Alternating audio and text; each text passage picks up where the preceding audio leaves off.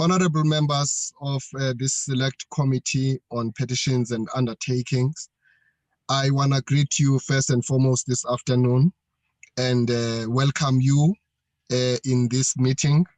And thank you for taking time during this difficult time in our country wherein we've just faced unprecedented natural disaster occurring in at least 3 of our provinces, mainly in KZN, Eastern Cape, and the Northwest.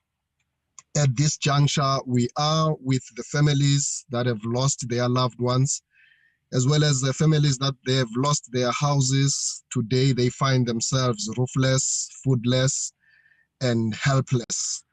And we are with them, and we have seen the leadership of our country led from the front by our President Cyril Matamela Ramaphosa, giving support and to our people and ensuring that we make quick interventions to assist all the affected families. We are with them.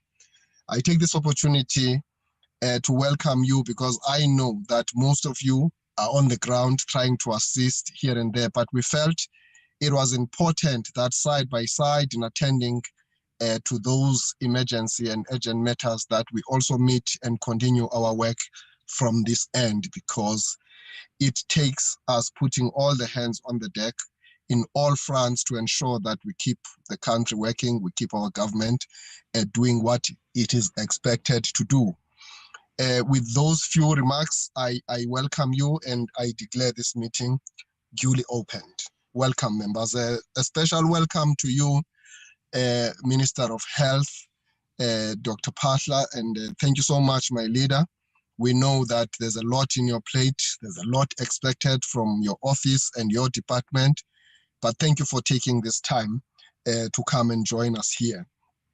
And you will realize that this meeting should have happened at least early last month, but due to the fact that we had wanted to host both yourself and the Minister of Social Development, Melindwe Zulu, we could not find a common date that would suit both offices at the same time at that point.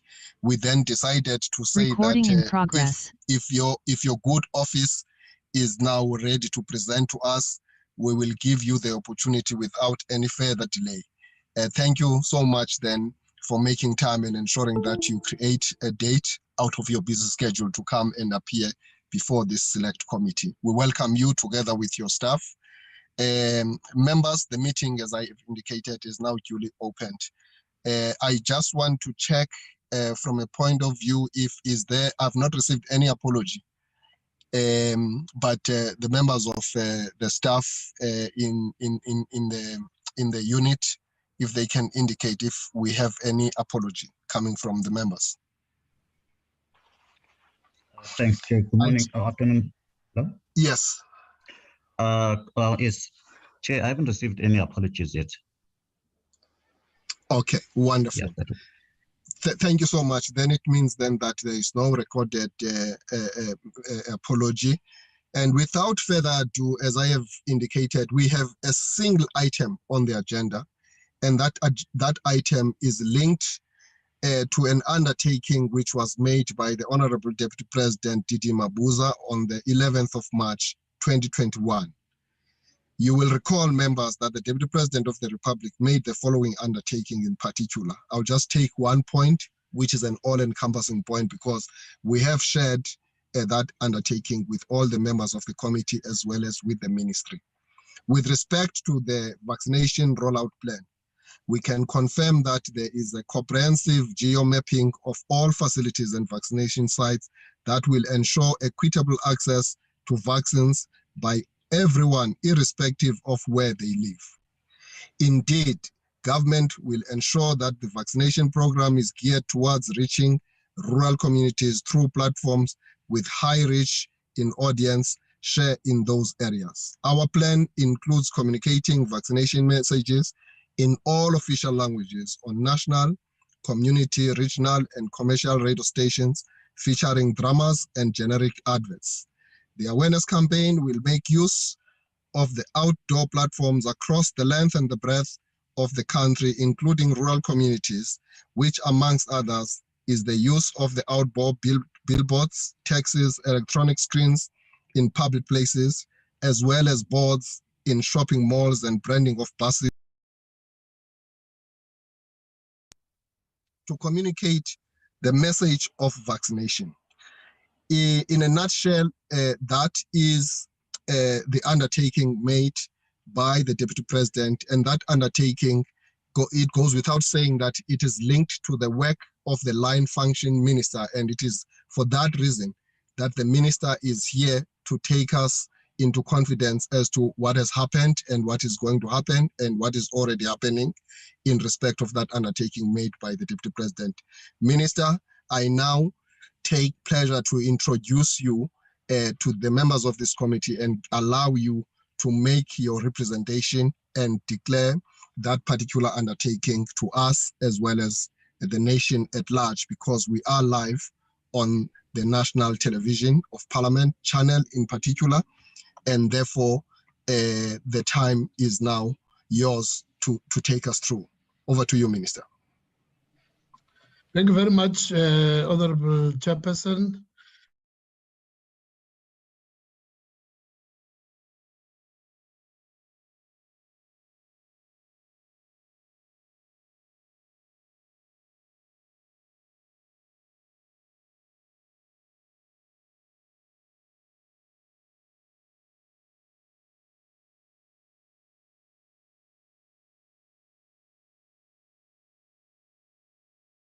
And greetings, Good Committee on Petitions. You are indulged with attended to a bit earlier, so we really don't take it for granted your actually consideration for our request for postponement to this meeting so that it can take place today. I am with a number of members of the management from the department. But I also have the Deputy Minister, Dr. Lomo, who's also with us. We've been together until yesterday in eThekwini, where we also visited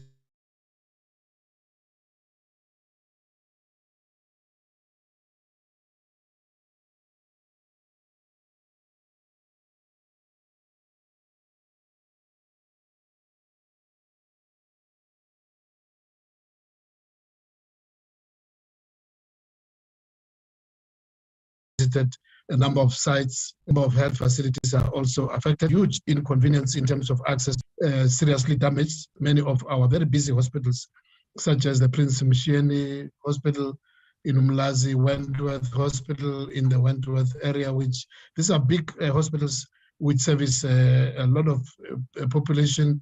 Also specialized services. Wentworth Hospital provides a number of specialized services.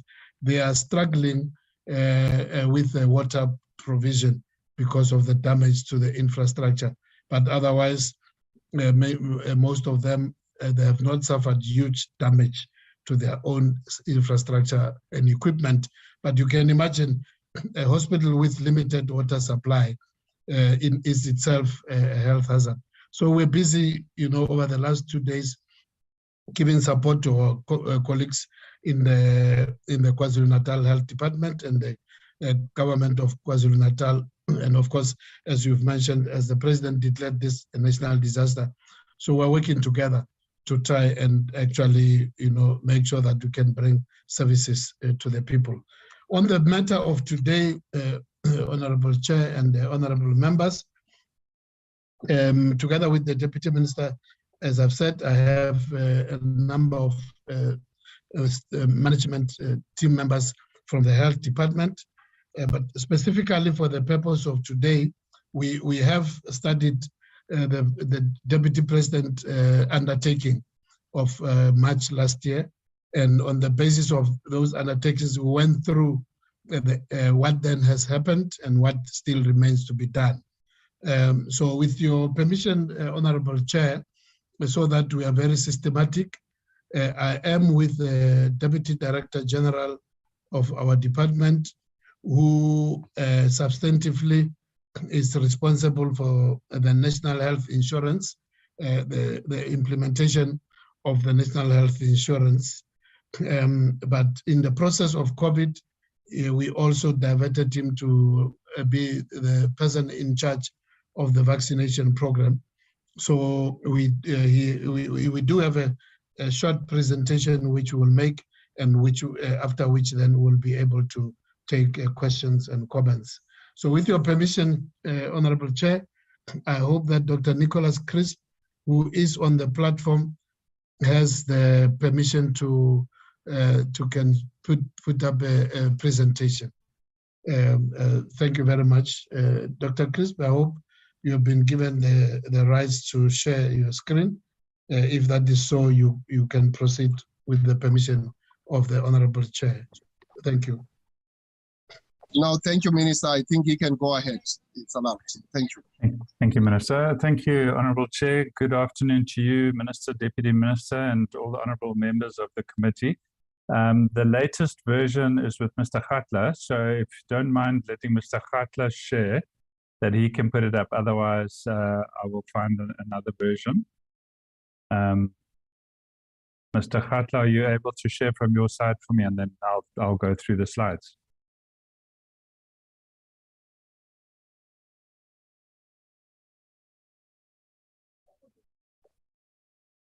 Thank you.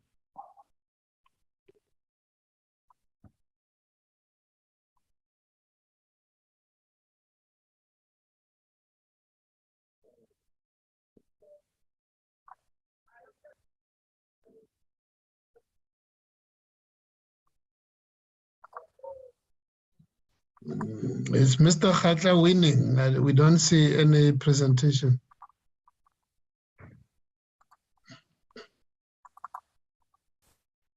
Is there a problem, Mr. Khatla? Minister, I'll share the previous versions, just the title page which changed. So the members, honourable members, will just excuse me that you have to change the title page. Is Mr. Khatla having a problem? He's not talking.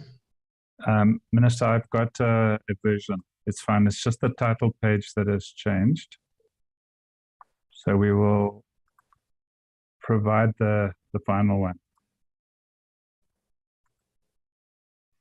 Okay, is the screen visible? It is visible, yes. Thank you very much. Okay, so thanks very much, and apologies for that delay. So I won't repeat the questions raised because the Honourable Chair of the committee has already read the questions. I'll just give them at the beginning of each of the slides. But as the Honourable Minister said, what we've done is we've gone back to each of those statements made by the Honourable Deputy President, and we've looked at what has happened, and that's what we are reporting to you. So in respect of the coverage of sites, the Honourable Deputy President said, with respect to the vaccination rollout plan, we can confirm that there's a comprehensive geo-mapping of all facilities and vaccination sites that will ensure equitable access to vaccines by everyone, irrespective of where they live. And he also said all registered vaccine centres will be published on platforms for all citizens to have access to this information. And we are working on increasing the number of testing labs to expedite quality assurance of all vaccines that are produced. So in terms of access to sites and where the sites are, the department has maintained a web-based application called sacoronavirus.co.za. And as the vaccination sites are brought on or taken off stream by the various service providers, those vaccination sites are recorded and are accessible on this site. So all public and private sites are located on the department's master facility list. It is geocoded and it is identifiable, and we use it in the mapping programs to check the distribution against where the population is. Every element of the system was audited by the Auditor General of South Africa. They've been a daily partner through this journey of creating these capabilities. And the active sites are available on the website. But because not everybody has access to the website, each province and sometimes at district and even local government level, they announce which vaccination sites are open. So not all vaccination sites are open at the same times of day, and not all of them are open 7 days a week. Some are 5 days a week, and others have been over weekends.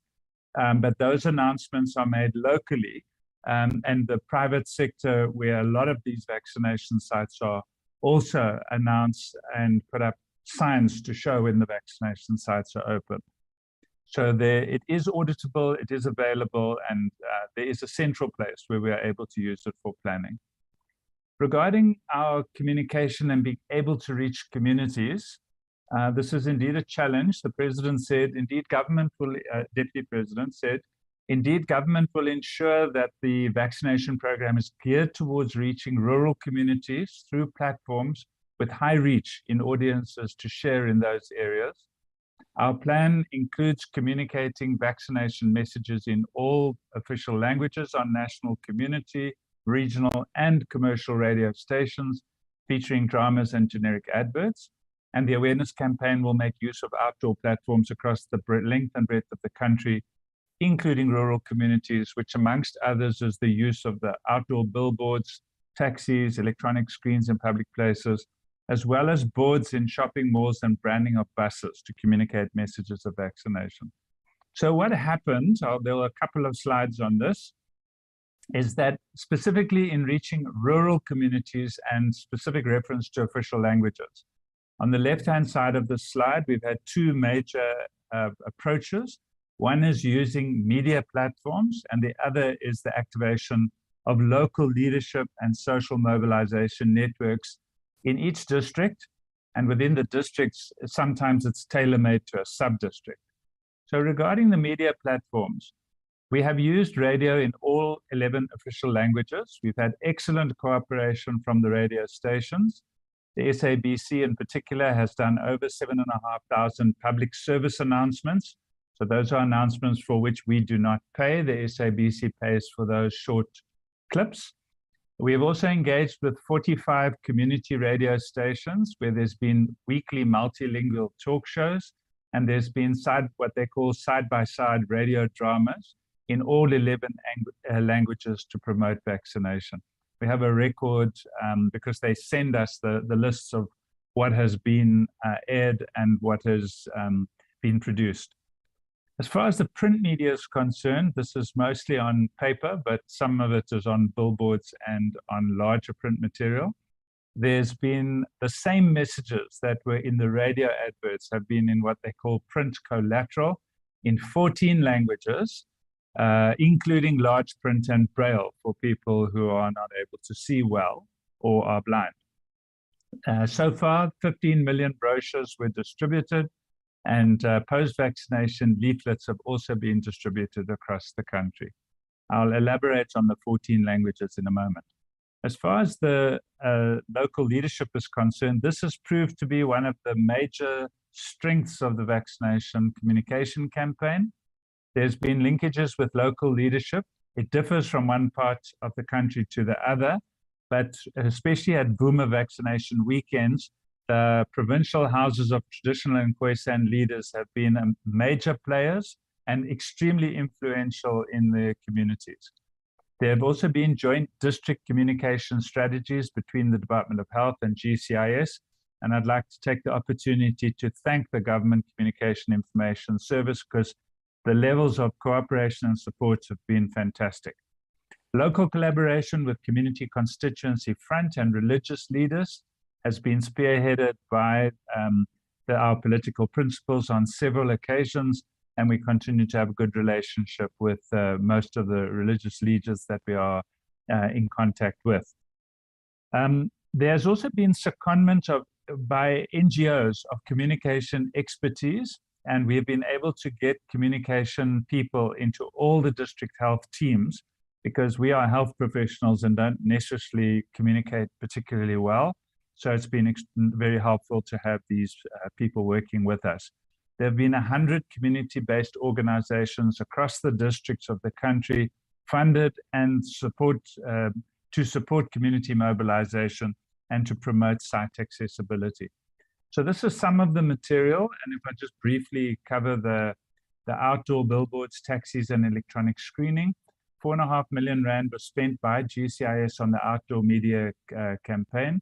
The Solidarity Fund, which is private money, has been a massive support, and they have run the Roll Up Your Sleeves campaign, which has had TV, radio, and outdoor communication on 231 digital billboards.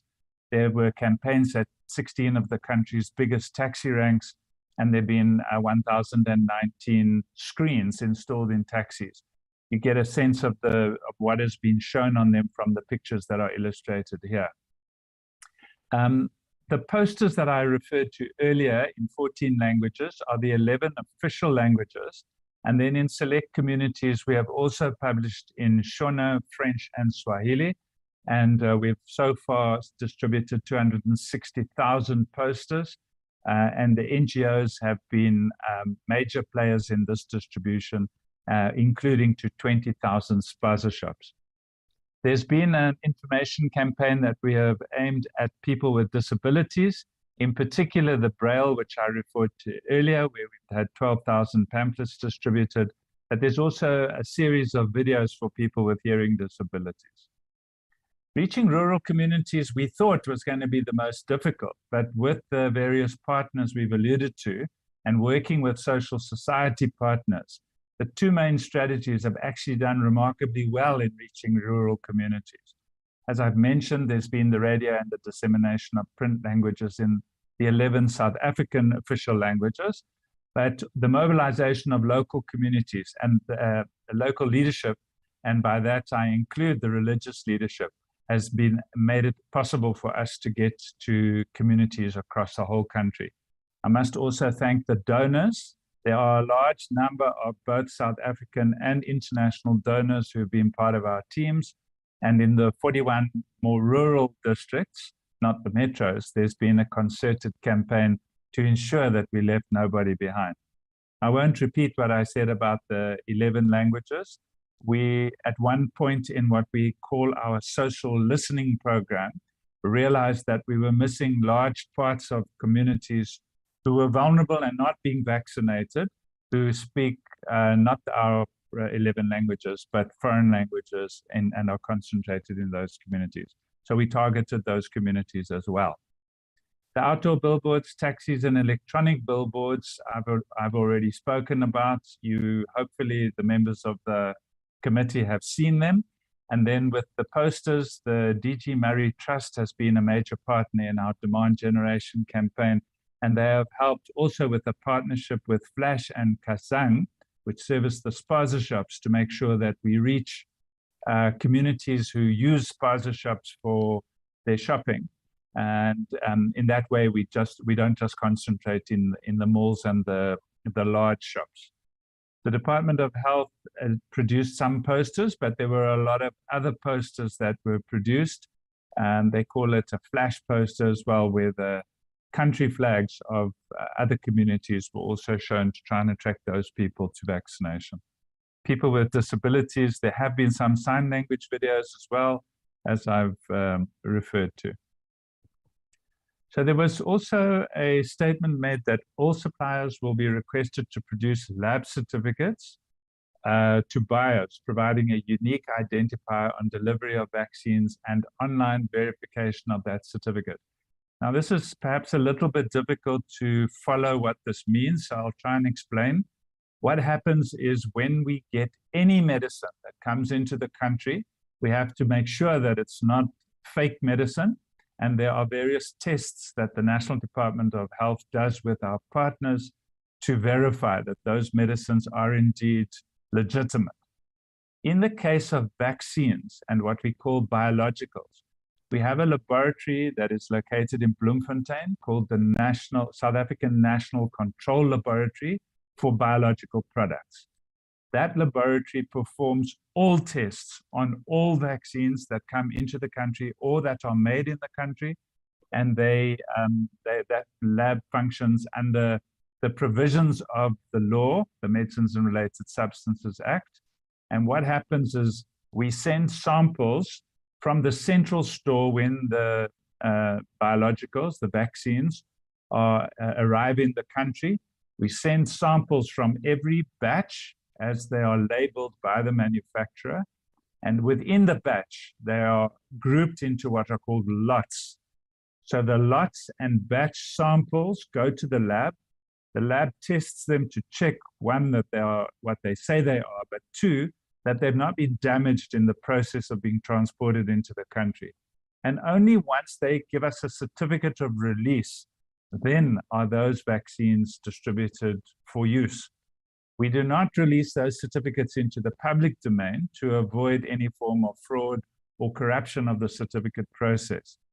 That is not an electronic or an online process in South Africa, quite deliberately at the moment, but there is a pilot going on in Ghana and Kenya with other partners, and we obviously work within the Africa context and in a global space. So we are aware of what they're doing, but at this stage, we are able to control the certificate and the verification of our vaccines in the country very effectively. So we haven't changed to an online process.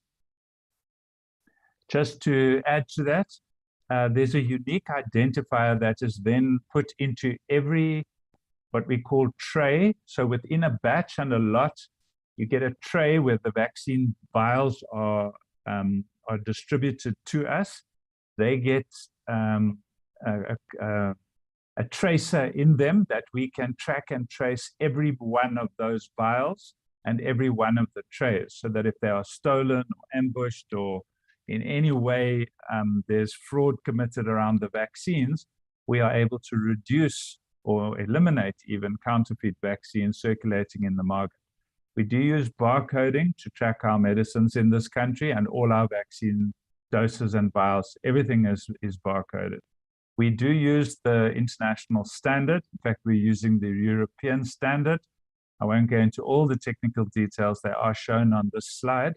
But basically, because we are trading mostly with the Europeans and the European standard, this works very well for us.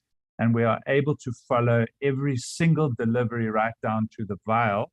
And even when we finally destroy the glass that the vial is in, we are able to track what happened with the vaccines all the way to that point.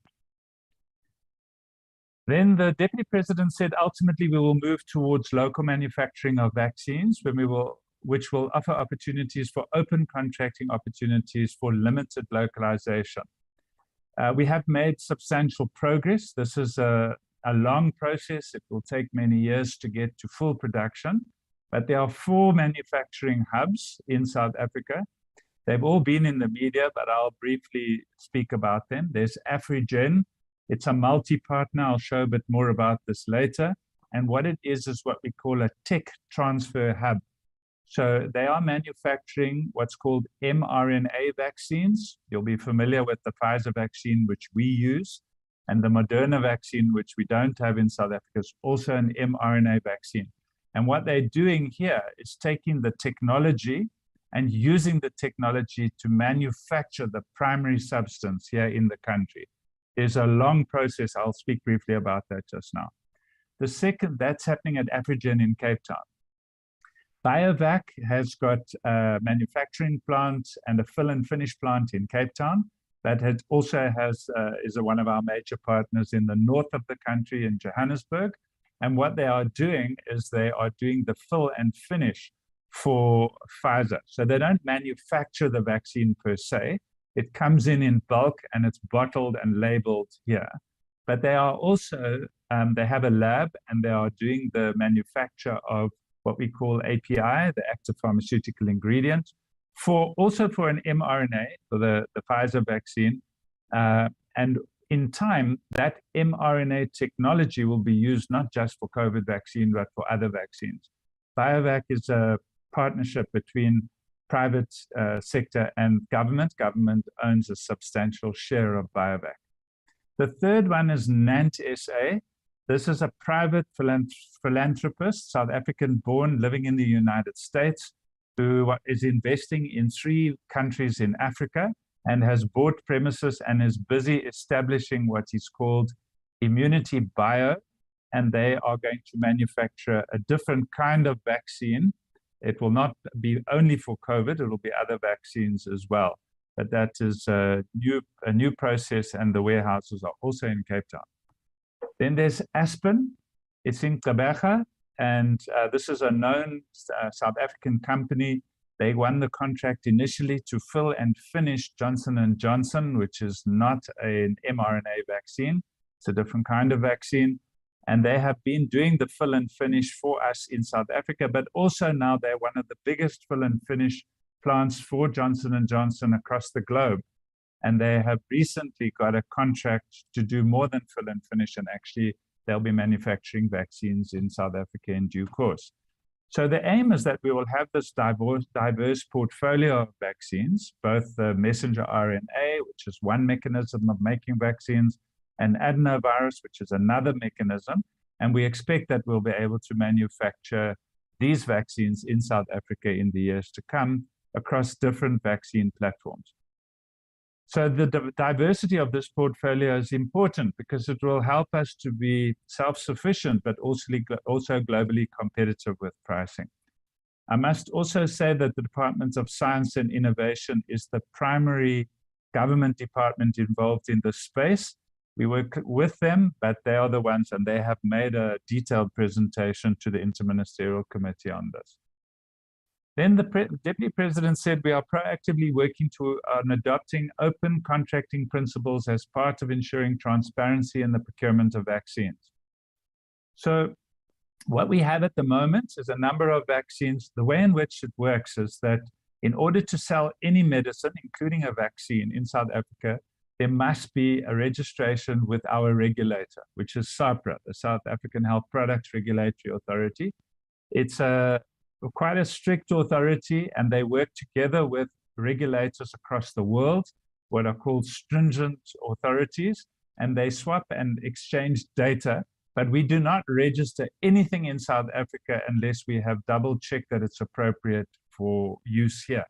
So far, there are several vaccines that are registered COVID vaccines that are registered for use in South Africa. And the manufacturers with market authorization will in due course be able to participate in open bidding processes. The only reason we haven't done this so far is because we already have huge volumes of vaccines that we procured right from the word go, and we have a lot of that vaccine in the country. We have 23 million doses of vaccine in the country at the moment, so we are not procuring. But once we get to the point of procuring again, we will be able to go on open bidding. Now that is a potentially fraught process, which we will follow in due course, because some manufacturers have indicated they're not interested in participating in open tenders, and that may then make it that a very useful vaccine that we need in South Africa may not be accessible to us. So we'll navigate this terrain carefully, but we are able to do so at the moment. So thank you very much, Chair. That is the slides responding to the questions that were asked. Thank you.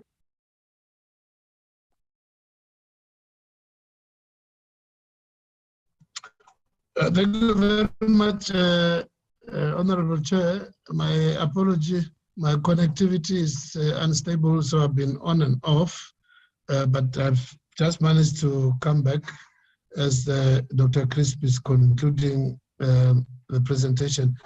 So that's the long and short of our response to the matters relating to the undertakings made by the Excellency, the Deputy President, to the National Council of Provinces in March last year.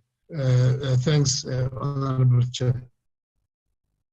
No, thank you, Minister. Thank you for that presentation. And I think you have went together with your staff point by point of the undertaking made by the Deputy President.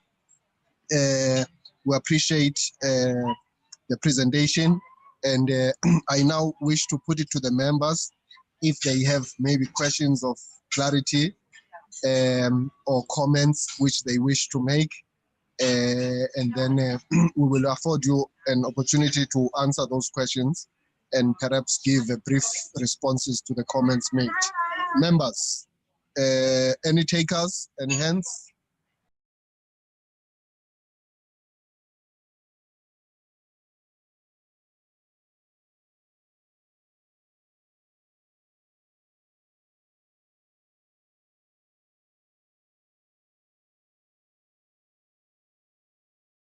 It seems that we do not have a single hand. That tells the minister that you have really not only went to town, but you went to the hinterland, including the rural areas of our community. In responding to this question, you have dealt with all the matters through a fine point. And in that respect, I think the old saying, which says silence means consent, there is a principle of contentment on our side. And so it means we are truly covered with what you have presented to us. And that being the only item we had today, I must then say thank you to you, Minister, and thank you to your officials of the department for the work well done. But please do continue, because I think what you have presented to us is the work that is also work in progress. Continue, there's still room for improvement on each and every day. We mustn't drop the ball, not even once. We must raise the bar at all material times and ensure that we close ranks on this, and until a point where we finally defeat the current enemy, which is the COVID virus that has attacked society from all fronts. Members, I also wish to express my deep felt gratitude to you. You know, leadership is not only about the courage to sit down and listen or stand up and speak, but sometimes when you apply your minds and listen and pay attention to detail, you are beginning to answer the critical question in a way wherein you are going to sift this that has been given to us and ensure that we translate it into the improvement of our systems in government. And therefore, Minister, thank you so much, and we wish you all the best as you deal with all the challenges in our country. And you know that you have support in us as the legislature. We are behind you, but at the same time, you must accept our constructive criticism. It is meant to strengthen your work. It is not meant to defocus you. It is meant to ensure that you do what you do, but you do it to the best of your ability. And thank you so much. And this meeting is now formally adjourned. Thank you. Thanks, Chair.